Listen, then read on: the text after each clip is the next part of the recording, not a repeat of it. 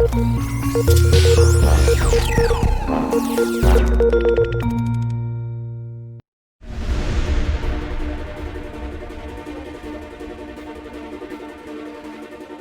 leksiyamız Kırım Xanlığı'nın diplomatik yazışmalarına bağışlanacak.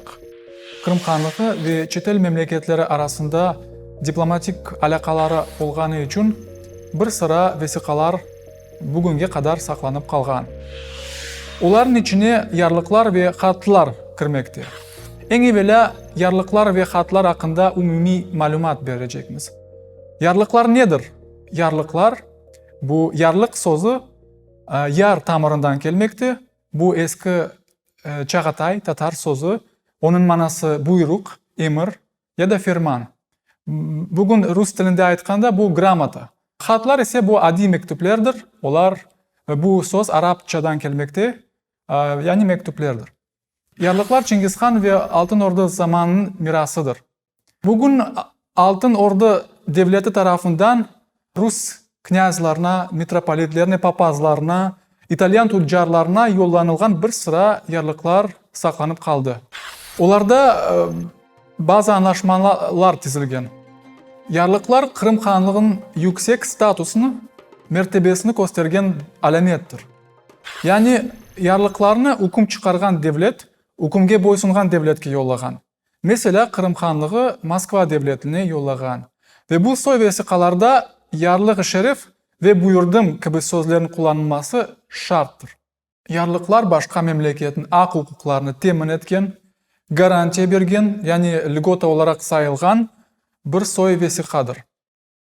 Bunu göstergen nişan bu payzadır. Payza bu tahtacık şeklinde yasalgan bir nişandır. Onun üstünde Arap yazısı var idi. Yani başta evvel zamanlarda bu Uygur yazısıydı. Sonra Uygur yazısı değişken son bu Arap yazısıydı. Uygur yazısı degenim bu Altın Orda zamanında kullanılgan bir yazıdır. Yarlıklar Kırım Xanlığı'nın padişahları tarafından yollanılgan. Bunlar kimler idi? Bu Han, birinciden, ikinciden bu Kalga Sultan, yani ikinci devlet adamı ve Nureddin Sultan. Yarlıklarının birkaç çeşitleri var idi. Bu muhabbetname, yani dostluk mektubu, şartname, bazı bir şartlar üzerinde anlaşma ve ahdname, yani yemin etuf vesikadır. Ant etuf, ant etuf vesikadır. Yarlıklar hattatlar tarafından tertip edilgen. Hattatlar bugün kaligraf degenimiz insan zanattır. Hattat yani hat sözün tamırından gelgen bir sözdür. Şimdi yarlıklarının diplomatik protokolga göre nasıl tizilgenini hakkında aytacakmız. Başta yarlıklar Müslüman annelerine göre İslami ibarelerden ibaret edi. Mesela Allahu sözü Allah'ın adı ile, Tanrı Tebarek ve Teala'nın rahmı ve inayeti birlen, Allah'ın yardımı ve inayeti ile ve ilahire. Yani bu gibi ibarelerini kullanğanda xanlar özünün dindar olğanını göstergen edidir. İkinci element bu tuğradır. Tuğra. Tuğra bu umumi aytkanda Xan'ın ya da Kalga Sultan'ın ya da Nureddin Sultan'ın imzasıdır. Tuğralar hatta Rus çarlarında da olgan. Onlar da bu soy yazışmalarda kullanaydılar tuğralarını. Tuğranın içinde padişahın ismi, adı gösterilgen. Yani mesela bir padişah kimnin oğlu olğanı hakkında malumat verilgen edi. Növbetteki element titulaturadır. Onun adı bu elqabdır. Yani devletinin resmi adıdır. Bugün biz alıştık ilmi edebiyatta Kırım Xanlığı ibaresini kullanmağa. Lakin bu ibare bu öyle bir şartlı gösterilmekte ama onun bu devletin gerçek adı var idi, asıl adı ve onun adı böyledir.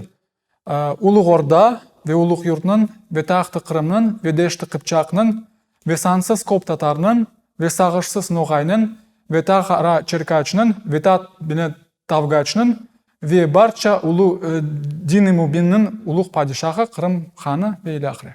Söz sırası bu titulatura içinde biz Tatar sözünün kullanılmasını göremiz. Bugün Kırım Tatar ilmi kitaplarda, matbuatta, televizyonda ve başka yerlerde biz göremiz. Bazı insanlar tarafından bu söz reddedildi. Lakin görgenimiz gibi o kullanılan edi evvelki vesikaların içinde müderecesinde ve Tatar degen sözü bu umumen Altın Ordu ve Cengiz Han zamanından beri Kırım Hanlığına yetip kelgen bir söz edi. Yani Tatar degeni bu tek Kırım içinde yaşayan Tatarlar değil de bütün bu Avrupa, Asya topraklarında yaşayan Tatarlar gösterilgen edi. Başka bir element bu menzil, adresat. Yani yarlıklar ve hatlar kimge yollanılganı. Bu Rus çarları, Leh kralları, Polşa kralları, kanslerler, Moskva ministrleri, vezirleri ve ilahire. Bundan sonra esas münderece keti bu yarlıklar içinde bu bir mesele ve onun hal olunumu yani çözülüğü. Mesela Kırım'a başka memleket tarafından verilecek vergi, bugün biz aytamız dan. Bu kurk yani puşnina, bu samır, sobol, zerdeva, kunica ve ilahire ve hazineler. Onlar Moskva tarafından bir yerge yiberildi ve anda anlaşılma tüzülgen edi. Yani iki taraf elçiler birbirinden sözleşip bu şeylerini alaydı. Vesikaların sonunda mühür koyulgan edi. Mühür bu vesikalarını tasdiklagan pechat. Ekseri allarda badem şeklinde olgan, onun içinde tamga hem de padişaların adı gösterilgen edi.